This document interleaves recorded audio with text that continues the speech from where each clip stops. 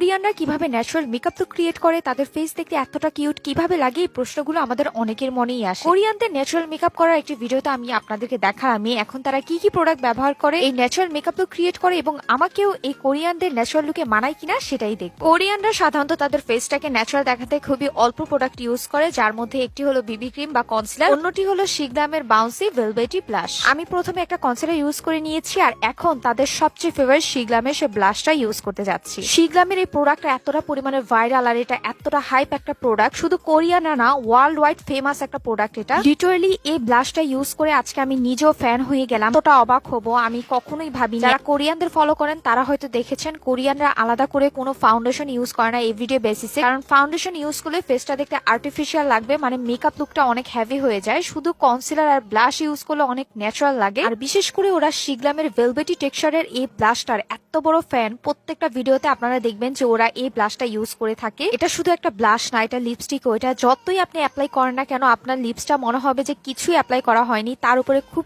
সুন্দর একটা কালার দিবে। দেখেন আমি হাতে ইউজ করে দেখাচ্ছি তাদের ভিডিওর মতো। রেফারেন্স ভিডিওতে যে কালারটা ইউজ করছে আমি শিগলামের সেম টু সেম কালারটাই কিন্তু কিনে নিয়ে এসেছি আপনাদেরকে এই ভিডিওটার সাথে মিল রেখে দেখানোর জন্য। শুধুমাত্র কনসিলার আর শিগলামের ব্লাশটা ইউজ করাতে আমার ফুল মেকআপ লুকটা ফ্ললেস এন্ড স্মুথ ছিল কোরিয়ানদের মতো। আমি এটা অ্যাভেলেবল পেজ থেকে নিয়েছি, ব্লাশটা কেউ মিস করো না। আমার পেজটাকে ফলো করবে। টাটা।